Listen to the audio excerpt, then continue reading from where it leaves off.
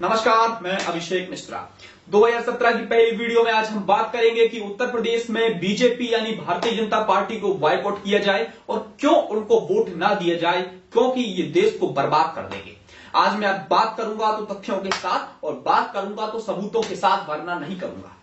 सबसे पहले उत्तर प्रदेश में बीजेपी एक नारा लेकर आई है कि वो उत्तर प्रदेश को समाजवादी पार्टी के गुंडों से मुक्त करवाएगी, यानी समाजवादी पार्टी के गुंडों ने उत्तर प्रदेश में तहलका मचा के रखा है, ऐसा भाजपा का कहना है।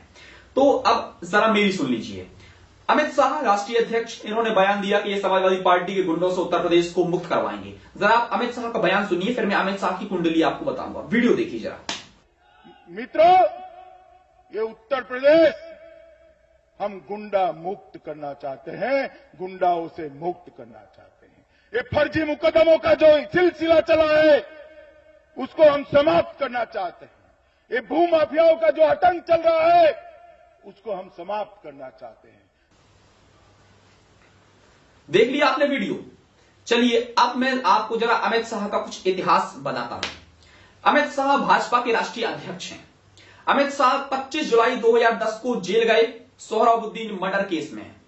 इन पर किडनैपिंग, मर्डर, हत्या की साजिश, सबूतों के साथ छिड़कानी करना, एक्सटॉर्शन, वसूली और महिलाओं के फोन टैप कराने के केसेस चल रहे हैं। अब हम आगे बढ़ते हैं, केशव प्रसाद मौर्य पर आते हैं। केशव प्रसाद मौर्य कौन है? केशव प्रसाद मौर्य भाजपा उत्तर प्रदेश अध्यक्ष हैं। इनका भी यही कहना है कि ये भी उत्तर प्रदेश को दंगा मुक्त कराएंगे और समाजवादी पार्टी के गुंडों से मुक्ति दिलाएंगे। ये भाजपा उत्तर प्रदेश अध्यक्ष केशव प्रसाद मौर्य का कहना है। तो मैंने केशव प्रसाद मौर्य की थोड़ी कुंडली निकाली और इलेक्शन कमीशन से डिटेल्स निकाली। तो केशव प्रसाद मौर्य पर क्या क्या निकला आप जरा सुनिए। केशव प्रसाद मौर्य पर 11 केस रजिस्टर्ड है, क्रिमिनल केस। सुनिए जरा कौन कौन से हैं। 2 धर्मों को लड़वाना, मर्डर की धमकी देना, हत्या की साजिश, मर्डर करना, पब्लिक सर्वेंट के साथ मारपीट करना, धर्मों का मजाक उड़ाना, धोखाधड़ी, फ्रॉजरी ऑफ डॉक्यूमेंट्स यानी डॉक्यूमेंट्स के साथ छिड़खानी करना, फर्जी डॉक्यूमेंट्स बनाना, चोरी, डकैती और दंगे करवाना। और ये हैं उत्तर प्रदेश के भाजपा अध्यक्ष जो उत्तर प्रदेश को आगे बढ़ाने की बात करते हैं और मोदी जी के खास हैं। ये भी कहते हैं कि हम देश को आगे बढ़ाएंगे और उत्तर प्रदेश से दंगे खत्म करवाएंगे। वाह क्या बात है। जिन पर दंगे के केस लगे हुए हैं वो कहते हैं कि हम उत्तर प्रदेश को दंगा मुक्त करवाएंगे। वाह क्या बात है, मजा आ गया। चलिए आगे बढ़ते हैं। अब ये तो हो गए अध्यक्ष, पहले हो गए थे राष्ट्रीय अध्यक्ष, फिर हुए स्टेट अध्यक्ष। अब हम बात करते हैं कैंडिडेट्स की। बीजेपी ने कैसे कैंडिडेट्स हैं उत्तर प्रदेश में, जरा सुनिए। बीजेपी की कैंडिडेट है गुड्डू पंडित। गुड्डू पंडित के बारे में हमने थोड़ा इतिहास निकाला। तो गुड्डू पंडित का असली नाम है भगवान शर्मा। नाम भगवान है, लेकिन जरा आप इनके कांड सुनेंगे तो आपको भी शर्म आ जाएगी। गुड्डू पंडित पर 13 केस रजिस्टर्ड हैं। 2 बलात्कार, 4 हत्या, 8 साल जेल, दंगे करवाना, धोखाधड़ी, किडनैपिंग, एक्सटॉर्शन, वसूली, अन्य, इतने केस हैं गुड्डू पंडित पर रजिस्टर्ड। और ये कहते हैं कि ये उत्तर प्रदेश को दंगा मुक्त करवाएंगे। ये कहते हैं कि महिलाओं के सम्मान की बात करते हैं। और ऐसे महिलाओं के सम्मान होता है आपके इधर कि जहां पर आपका राष्ट्रीय अध्यक्ष महिलाओं के फोन कॉल्स टैप करवाता है, जहां पर आपका कैंडिडेट 2 बलात्कार के आरोपों में फंसा हुआ है, आप महिलाओं के सम्मान की बात करते हैं। और ये एक नहीं है, इनकी कैंडिडेट की मेरे पास पूरी लिस्ट है। योगी आदित्यनाथ 3 केस, मर्डर, दंगे, हत्या के साथ हथियार के साथ दंगे करना, संगीत सोम, सुरेश राणा, मुजफ्फरनगर दंगे, ऐसे मेरे पास बहुत लंबी लिस्ट है। अगर मैं आपको बताऊं तो बीजेपी उत्तर प्रदेश को बर्बाद कर देगी। जब बलात्कार के आरोपियों को टिकट दिए जाते हैं तो ये क्या महिलाओं के सम्मान की बात करते हैं। अब आपको खुद सोचना चाहिए और खुद समझना चाहिए कि इन्होंने क्या किया। चलिए अब मैं आपको और थोड़ा अंदर लेके चलता हूं। 2014 में नरेंद्र मोदी जी ने एक बयान दिया था और पब्लिक मीटिंग में भाषण में यह कहा था कि अगर उनकी सरकार आई तो 1 हफ्ते के भीतर भीतर सारे क्रिमिनल्स जो एमपी हैं और उनके नेता हैं वो सबको जेल भेज देंगे 1 हफ्ते के अंदर अंदर। यानी आज मैं बयान दे रहा हूं तो हफ्ते भर बाद, यानी अगर मान लो 26 तारीख को मेरी सरकार बनी तो अगले हफ्ते भर में सारे के सारे ये जेल चले जाएंगे। अब आपको मैं और थोड़ी इसके बारे में इंफॉर्मेशन दे दूं कि 3 साल बीत गए, 3 साल एक भी बीजेपी का नेता जेल नहीं किया। आपको बताऊं जरा बीजेपी के नेताओं के बारे में थोड़ा इतिहास बता दूं आपको। बीजेपी के 281 एमपी हैं, 281 एमपी यानी 281 एमपीज में से 98 एमपी यानी 98 एमपीज क्रिमिनल हैं। कांग्रेस पार्टी के 44 एमपी हैं, 44 में से 8 क्रिमिनल हैं। एआईडीएमके यानी जयललिता की पार्टी, जिनका अभी निधन हुआ था, जयललिता की पार्टी में 37 क्रिमिनल्स हैं।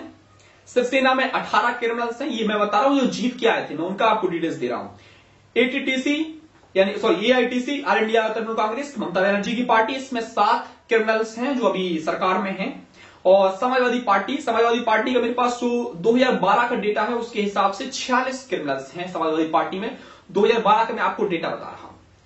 अब ये हो गए मोदी जी जो बात करते हैं कि हम समाजवादी पार्टी को, जो समाजवादी पार्टी के गुंडे हैं उनसे हम मुक्त करवाएंगे, कांग्रेस के भ्रष्टाचार से खत्म करवाएंगे। तो भ्रष्टाचार की बात आई, अब मैं भ्रष्टाचार के ऊपर बताता हूं आपको। भ्रष्टाचार के ऊपर आप देखिए 8 नवंबर को नोटबंदी हुई। नोटबंदी का कोई फायदा तो हुआ नहीं। नोटबंदी में जितने भी नेता पकड़े गए, सारे के सारे नेता सिर्फ और सिर्फ भारतीय जनता पार्टी के थे। किसी और दूसरी पार्टी का एक भी नेता नहीं पकड़ा गया। मोदी जी कहते हैं कि कांग्रेस पार्टी ने 60 साल लूटा।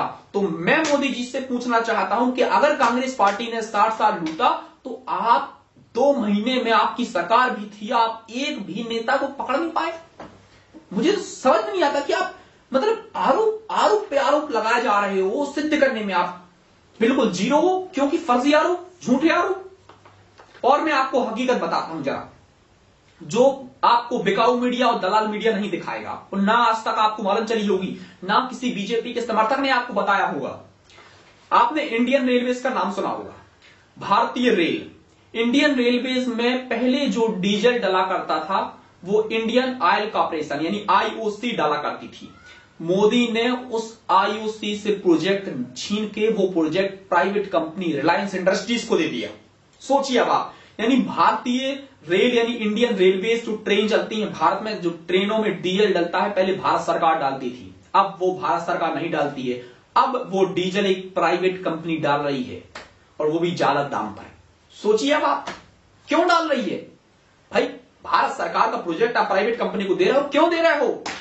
क्योंकि इन्होंने 2014 में अंबानी अडानी के प्लेनों में उड़े थे, 1-1 लाख करोड़ रुपए उड़ाए थे। अब वो पैसा अगर किसी से लिया था तो आपको चुकाना भी था, कैसे ना कैसे तो आपको चुकाना ही था। भाई मैं आपसे 1 लाख रुपए लूं तो मुझे आपको 1 लाख रुपए चुकाने भी पड़ेंगे। वही हो रहा है। इन्होंने पब्लिसिटी में इतना पैसा बर्बाद किया, काम जीरो, सिर्फ पब्लिसिटी, टैक्स पे टैक्स लगा दिए, लेकिन जीरो आज काम। इसलिए आज आप देखिए कि भारतीय रेल भी इतनी बुरी कगार पर आ चुकी है कि आज प्राइवेट कंपनी डीजल डाल रही है उसमें। भारतीय रेल के बारे में और थोड़ा सुनिए। 4 ट्रेनें उतर चुकी हैं पिछले महीने में, 4 ट्रेनें डीएल हुई हैं, उसमें 500 से ज्यादा लोगों की हत्या हुई। लेकिन इनके रेल मंत्री सुरेश प्रभु ने एक शब्द नहीं बोला, कोई माफी नहीं मांगी, और सिर्फ टैक्स बढ़ाने में लगी हुए हैं। सर्विस टैक्स पहले 12%, अब 15%। आप स्वच्छ भारत अभियान का पैसा दे रहे हो, आप रोड टैक्स दे रहे हो, आप नेट पर चार्ज जोड़ दिया इन्होंने एक्स्ट्रा, हर चीज में टैक्स।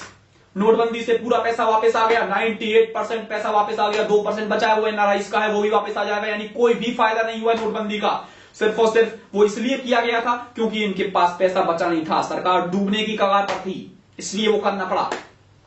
और सुनिए, बीएसएनएल का नाम सुना होगा आपने, एमटीएनएल का नाम सुना होगा। बीएसएनएल और एमटीएनएल बिकने की कगार पर है। भारत सरकार यानी मोदी सरकार बीएसएनएल और एमटीएनएल को बेचने वाली है। जियो को क्यों लाया गया? मोदी ने जियो का प्रमोशन क्यों किया? इसलिए किया क्योंकि जब जियो को बढ़ाएंगे तो बीएसएनएल गिरेगी और गिरेगी, रद्दी हो जाएगी, टूट जाएगी, तो बिकने की कगार पर आ जाएगी। इसलिए लाया गया जियो को। मोदी सरकारी प्रजातंत्र को खत्म कर देगा, पूरी तरीके से नष्ट कर देगा। मेरा शरीर है तो ये शरीर हड्डियों पर टिका हुआ है। अगर ये हड्डियां ही पूरी टूट जाएंगी तो मैं ढह जाऊंगा। ऐसा ही भारत सरकार के साथ होने वाला है। पूरा भारत जो सरकारी तंत्र है, पूरा सरकारी तंत्र टूट जाएगा। बीएसएनएल बिक गई, कल के दिन ट्रेन पूरी बिक जाएगी, ट्रेन का डीजल प्राइवेट कंपनी डाल रही है, सब कुछ प्राइवेटीकरण हो जाएगा। और मैं आपको बता दूं दोस्तों, आज भी आपके पास मौका है, जाग जाइए, वरना कल के दिन पता चला आप भी किसी प्राइवेट में ही निपट जाओगे। चलो आगे बढ़ते हैं। टैक्स का तो हो ही गया। अब मैं आपको और बताता हूं, भाजपा गौ माता के ऊपर बड़ा वोट मांगती है, आरएसएस गौ माता के नाम पर चंदा इकट्ठा करती है, राम मंदिर के नाम पर चंदा इकट्ठा करती है, लेकिन आज तक पता नहीं चला कि वो राम मंदिर के नाम पर जो चंदा इकट्ठा किया गया वो कहां गया चंदा, आज तक पता नहीं चला। और सुनिए आप, भाजपा के आने के बाद, मोदी सरकार आने के बाद भारत विश्व का सबसे बड़ा मांस निर्माता बन गया, सबसे बड़ा मांस निर्माता विश्व का मोदी सरकार आने के बाद हुआ है ये। और बीजेपी को सबसे ज्यादा डोनेशंस मिले तो इन्हीं कंपनियों से, बीफ कंपनियों से पैसा मिला है। बीजेपी बीफ कंपनियों से पैसा खा रही है। उत्तर प्रदेश में बुंदेलखंड का क्या क्या विकास हुआ? कोई विकास नहीं हुआ। उत्तर प्रदेश से उमा भारती सांसद हैं, ये बुंदेलखंड से उमा भारती सांसद, इनकी केंद्रीय मंत्री केंद्र में बैठी हुई उमा भारती, 3 सालों में उमा भारती ने क्या उखाड़ दिया? मैं भी आज पूछना चाहता हूं, तो मोदी जी पूछते हैं अपनी भाषणों में कि मैं पूछना चाहता हूं कांग्रेस पार्टी से, तो मैं भी पूछना चाहता हूं मोदी जी आपसे, बुरा मत मानिएगा कि आप ये बलात्कार के आरोपियों को टिकट देकर, हत्या के आरोपियों को, मर्डर कराने वाले आरोपियों को टिकट देकर क्या साबित करना चाहते हैं कि आप देश बदल रहे हैं, आप ऐसे देश बदलोगे और ये ऐसे महिलाओं का सम्मान होगा, ऐसी महिलाएं आगे बढ़ेंगी। उत्तर प्रदेश वासियों, मैं आज आपसे विनती करना चाहता हूं कि आप सोच समझ के वोट दीजिए, जिसको भी वोट देना है दे दीजिए, बस भाजपा को वोट मत दीजिए, कांग्रेस को, सपा को, बसपा को, जिसको वोट देना है दो, बीजेपी को मत देना। याद रखना अभी भी मौका है, कुछ लोगों को मैं जगाता हूं, कुछ लोगों को आप जगाइए और इस वीडियो को ज्यादा से ज्यादा लोगों तक पहुंचाइए ताकि उत्तर प्रदेश में भाजपा हार सके। चलता हूं मैं, टेक केयर।